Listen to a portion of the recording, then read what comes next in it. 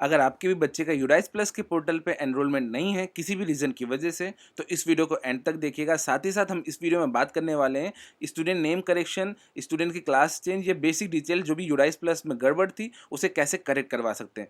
नमस्कार दोस्तों, मेरा नाम है ऋषभ। इस वीडियो में मैं बात करने वाला हूँ आप स्टूडेंट्स को कैसे ऐड कर सकते हो फ्रॉम क्लास 2 टू क्लास 12 तक ब्लॉक लेवल के तरफ से, और साथ ही साथ हम बात भी करेंगे कि स्टूडेंट्स के name correction, class change, basic details कैसे चेंज करा सकते हैं।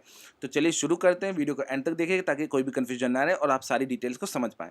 सबसे पहले आप स्क्रीन पे देख पा रहे होंगे एक फॉर्म है फॉर्म SO2, दूसरा फॉर्म SO3। ठीक है, अब फॉर्म SO2 का मतलब होता है format for students edition in UDISE plus portal, यानी कि आप बच्चों को जब ऐड करना चाहते हैं, मान लीजिए यूडाइस प्लस के पोर्टल पे एडिशन नहीं हुआ है किसी बच्चे का किसी भी रीज़न से, मान लो पैन जनरेटेड नहीं था उसका, या उसकी एंट्रीज की ही नहीं गई है किसी स्कूल के द्वारा जब आपके स्कूल पे एनरोलमेंट लिया, ऐसे अदर अदर केसेस हो सकते हैं। सीधी सिंपल सी बात है, अगर आपके डेटाबेस में यूडाइस प्लस में क्लास सेकेंड से लेकर क्लास 12 के किसी भी बच्चे का एडिशन नहीं है, उस बच्चे का डेटा नहीं है, तो आपको क्या फिल करना हो, फॉर्म SO2। तो अब ये फॉर्म कैसे होता है उसके बारे में डिटेल में डिस्कस करते हैं। SO2 फॉर्म डाउनलोड करने के बाद आपको कुछ ऐसा देखने को मिलेगा जैसा कि आप स्क्रीन पे देख पा रहे होंगे, जिसमें आपको यूडाइस कोड भरना होगा स्कूल का, school name, UDISE district name, block name. ठीक है, ये सारी चीज़ें आपको डिटेल्स फिल करनी होगी।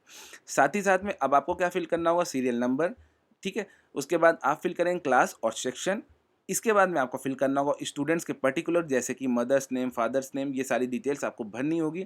तो सबसे पहले आपको भरना है यहाँ पे name, gender, date of birth. उसके बाद पेरेंट डिटेल में मदर्स नेम, फादर्स नेम आप फिल करेंगे।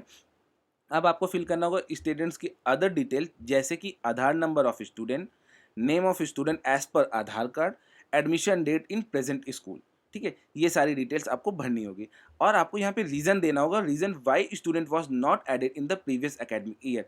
बच्चा पहले से आपके स्कूल में जब पढ़ रहा है या प्रीवियस एकेडमिक ईयर में वो क्यों नहीं ऐड कर पाए थे, वो रीज़न आप यहाँ पे डाल देंगे। साथ ही साथ आपको इसका सपोर्टिव डॉक्यूमेंट्स भी लगाना होगा। फॉर एग्जांपल, अगर आपके पास में ऐसे 10 केसेस हैं, 10 बच्चों का ऐसा डिटेल्स का है कि जो ऐड नहीं है, उनको आप ऐड करना चाहते हैं, देन आपको यही प्रोसेस फॉलो करना होगा। ये फॉर्म पूरा कंप्लीशन करना होगा। मीन्स कंप्लीट करने के बाद में आप इनके सपोर्टिव डॉक्यूमेंट्स के लगाओगे, जैसे कि आधार कार्ड, SR रजिस्टर की फ़ोटोकॉपी, ये सारे सपोर्टिव डॉक्यूमेंट्स आपको लगाने होंगे।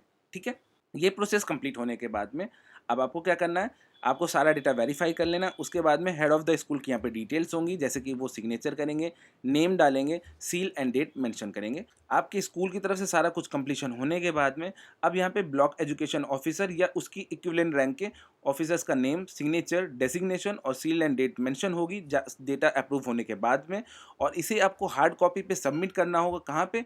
To be submitted to block, district या स्टेट एजुकेशन ऑफिसर या इक्विवेलेंट, जो भी आपका DIOS, BUA जो भी ऑफिसेस होते हैं, आप वहाँ पे जाके इस डॉक्यूमेंट्स को सबमिट करा देंगे। तो इस प्रोसेस के थ्रू आपके पास में आपके बच्चे एनरोल हो जाएंगे और वो यूडाइस प्लस के पोर्टल में आपको देखने को मिलेंगे। ठीक है, अब बात कर लेते हैं, अगर किसी बच्चे का यूडाइस पोर्टल पे नाम दूसरा लिखा हुआ है, आधार कार्ड पे नाम दूसरा लिखा हुआ है, ऐसे कुछ भी चेंजेस करने हैं, उनके नेम करेक्शंस करने हैं, देन आपको फॉर्म SO3 डाउनलोड करना होगा। उसके बारे में हम लोग डिटेल में समझ लेते हैं।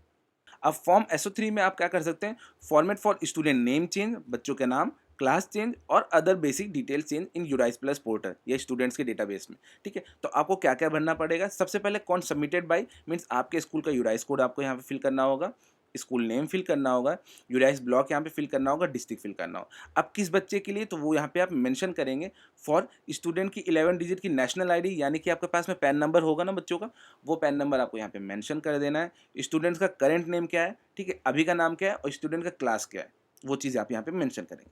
ठीक, ये सारा प्रोसेस कंप्लीट होने के बाद में आपको यहाँ पे आ जाना है चेंजेस रिक्वायर्ड इन।